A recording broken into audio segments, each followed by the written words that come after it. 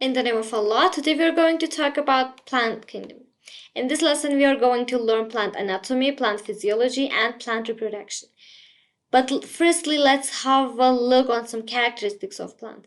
First of all, we have to know that plants are autotroph. It means they can make their own food. And they are immobile. It means they cannot move. And they do not have a skeleton. They are straight because of some tissues that they have got. Plants grow differently from animals. It means they can grow as much as they can.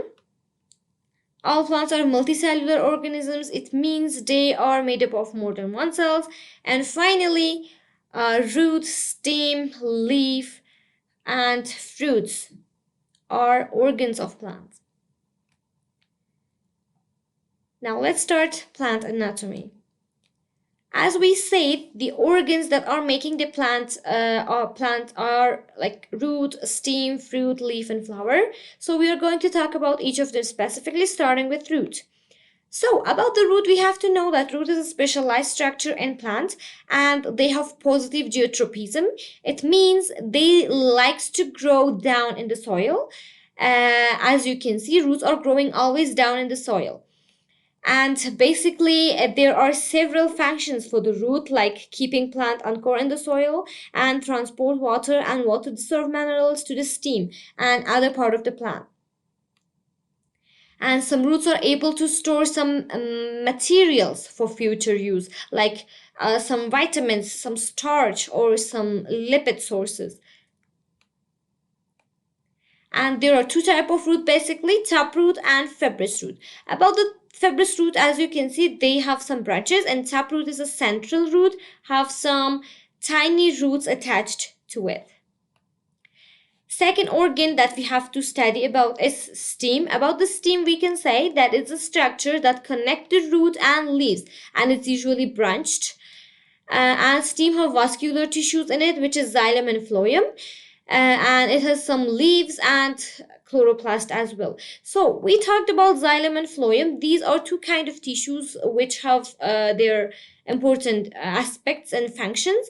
Xylem carries water and water dissolved minerals from the root to the upper part of the plant, and phloem carries food, which is sugar, from the leaf to the lower parts of the plant, or to all parts of the plant basically. And stem can be classified as herbaceous or matured and non-woody stem and woody stem, as you can see in the picture. Next organ, leaves. About the leaves, we can say that leaves are structures which develop from lateral bud on the stem of the plant. So you can see the lateral bud structure in this picture as well. And we have to know that because of some adaptations that plants have in order to prevent water loss, leaves might have different shapes and different venation or margin structures. And there are two important functions for the leaf. Photosynthesis, the process of the plant with using carbon dioxide, sunlight, and water, they can make sugar. This process is being called as photosynthesis. And also the other function for leaf is gaseous exchange, which is occurring with the help of stomata, the tiny pores, bean-like pores that are located on surface of leaves, which is helping a plant to exchange gases, to get carbon dioxide and excrete oxygen and water. The next organ that we have to study about is flower. So we have to know that the reproductive structure in flowering plants are flowers, and the biological function of flower is reproduction basically. And flower is composed of several parts that we are going to talk about. Pedicle, the stem part of the flower. Receptacle, the bulb-like structure. The next structure is perianth, which is made up of two parts, calyx and corolla, which we can call them as sepal and petals as well. Sepal is the green colored leaf around the flower, and petal is that colorful leaves of the flower. The next structure is stamen. Stamen is the male reproductive organ, which is made up of two parts, filament and anther. Inside anther, we can find pollen grains. And the next structure is pistil. Pistil is made up of some parts, which is stigma, style, which is the neck part, and ovary. Inside ovary, we can find ovules or eggs, basically. A fruit is the seed-bearing structure and flowering plants formed from the ovary after flowering. As you can see in the picture, there is ovary of a flower which is growing to be a tomato. So there are different types of fruit like simple fruit, aggregate fruit, and multiple fruit. It's based on the type of the ovary that they have got. They can grow from the single ovary or they can grow from many ovaries, basically. In this picture again, you can see some flowers and their fruits. The next structure of the plant that we are going to study is seed. About seed, we can say that after fertilization, an egg develops into the embryo from which the seedling will form. Seed consists of different parts. The first part is testa or seed coat, which is the outer cover for the seed. The next structure that we have to study is radicle. Radicle is the baby root structure in a seed, and the next structure that we have to study is epicotyle. Epicotyle will become shoot, leaves, and stem. The next structure in a seed is hypocotyle. In hypocotyle, we can see that it has an important function, which is the connecting cotyledon and radicle part. And finally, cotyledon is a part of seed which is going to make seed leaves. Now let's start plant physiology. About the plant's physiology, the first thing that we have to study is transport of material. Basically, we have to say that the plant transport system consists of xylem and phloem vessels extending from the root to the leaves. As we can see in the picture, we know that the main function of a plant is photosynthesis, and for photosynthesis, plants need to get some water and minerals from the soil and have to absorb some gases like carbon dioxide, and the process of photosynthesis occurs in green part of the plant. So basically, there are some tissues, some structures which are carrying these minerals and waters and gases around the plant. For example, the xylem tissue, which is responsible for carrying water and water dissolved minerals up from the root. So basically the function of xylem is to carrying water and water dissolved minerals from the root to the leaf or upper part of the plant. And after the process of photosynthesis, when leaf is making some food or sugar, so this sugar is moving from the leaf to the other parts of the plant with the help of phloem tissue. So phloem tissue carry food down from the leaf. The next process that we have to know about plants are plant respiration. So we know that the plant respiration involves taking the oxygen and releasing the carbon dioxide back. We know that during the day plants are getting carbon dioxide and releasing oxygen, and during the night plants are getting oxygen and releasing carbon dioxide.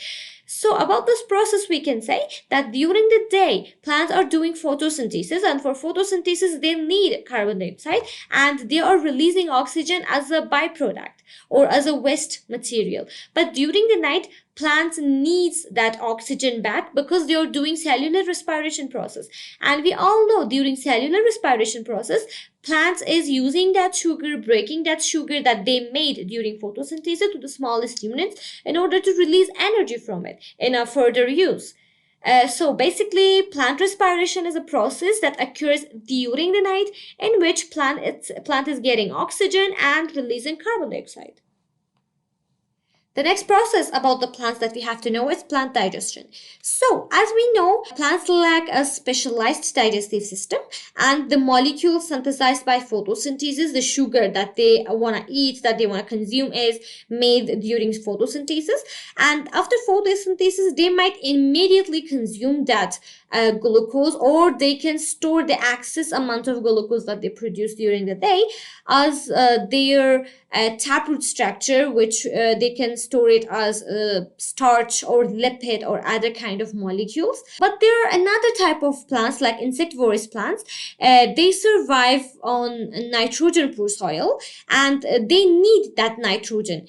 So that's why they are digesting extracellularly. It means they are digesting outside their body in order to satisfy themselves, in order to get the nitrogen inside that organisms. Basically, they are eating insects or small animals. And there are several types of insectivorous plants that we can face with. The next process about plants that we have to learn is plants excretion. About the plants excretion, we can say that plants produce two gaseous wastes, which is oxygen during photosynthesis and carbon dioxide during respiration, that we talked about it. And excretion of gaseous wastes in plants take place in stomatopores. As we talked about it before, on the surface of leaf there are bean-like structures which are stomatas, and they are functioning for exchanging the gases. It means the gases, carbon dioxide and oxygen, comes in and goes out through these pores. And also the other waste that plants are producing is water, and they can excrete these also through stomatopores. Endocrine secretion. So, or hormonal secretion in plants. So basically plant hormones, also known as phytohormones, are organic substances that regulate plant growth and development. Plants produce a wide variety of hormones that we can categorize them as two groups, like growth promoters and growth inhibitors. These two types of plants hormones also got their own types, but firstly we are going to start from growth promoters. Growth promoters are axin, gibberellin and cytokinin.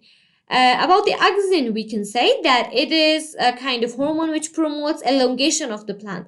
It means it elongates the plant toward the source of sun. If the sun source is in this direction, so plant is growing on that direction. But if sun rises from the above, so the plant growth hormone or axin releases in that direction, so plant will grow in that direction basically. The second hormone, gibberellin. About the gibberellin, we can say that it stimulates growth in the leaves and stem in a seed basically.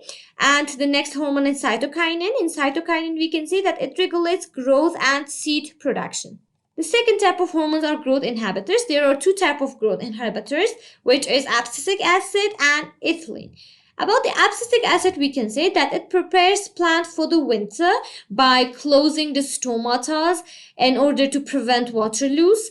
And also the second type is ethylene, we said. Ethylene helps in maturation of the plant and lifespan of the plant. As you can see in the picture, one of the functions of axin, with the secretion of axin, the color of leaf changes and it separates a leaf from the stem structure. Plant movements.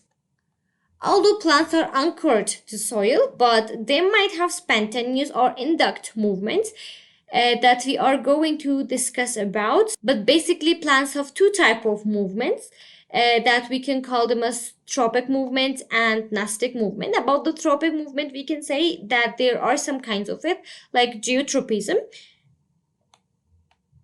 phototropism, hydrotropism, thigmotropism, and the second type of movement is gnastic movement, which is the movement of plant against some stimuli or against some conditions. For example, look at the plant which is showing a reaction against touch, and also you can see the movement of insectivore plants over here.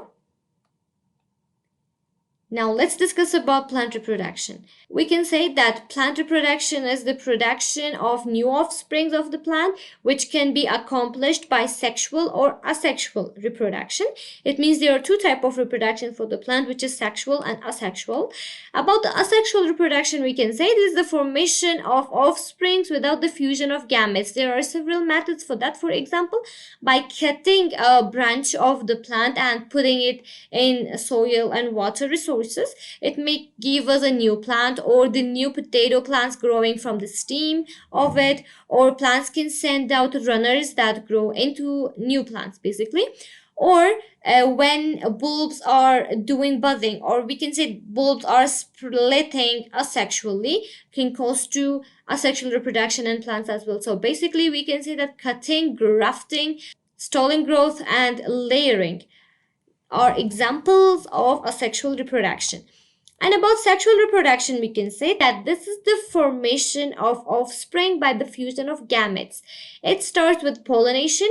Pollination is the process in which pollen grains are moving from the anther part of the stamen structure to the stigma part of the pistil structure. It has two types, self-pollination and cross-pollination. Self-pollination occurs when the anther of the one plant sits on the stigma of the same plant, and cross-pollination when anther is moving from one plant to another plant. It may occur because of some insects. It means some insects might carry some pollen grains from one plant to another plant, like from plant A to the plant B. Next process is when pollen sits on the stigma. Then stigma start to growing a tube and sending that sperms located in pollen to the egg, and this process fertilizes the ovule, and then ovule swells and seed drips, and then after the fertilization process, fruits are growing from the ovary part. That was all about plant kingdom. Thanks for watching.